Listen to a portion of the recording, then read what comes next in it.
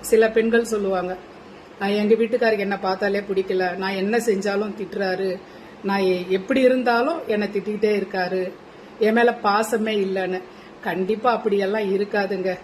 யாரோ ஒருத்தர் இருக்கலாம், ஆனா எல்லாருமே அப்படி இருக்க மாட்டாங்க. ஏன்னா பிடிச்சுதான் கல்யாணமே பண்ணிக்கிறாங்க.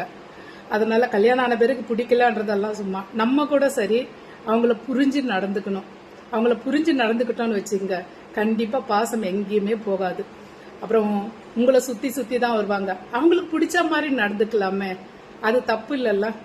நம்ம புருஷனுக்கு பிடிச்ச மாதிரி நடந்துக்கிறதே போதுமே, அதுல தானே சந்தோஷமே இருக்கு. அவங்க நம்ம மேல ரொம்ப பாசமா இருப்பாங்க. அதுக்கு ஒரு சின்ன உதாரணம், நான் ஒரு லென்த் வீடியோ போடுறேன், அதை போயிட்டு பாருங்க. என்னை பத்தியே போடுறேன், உங்களுக்கு புரியும்.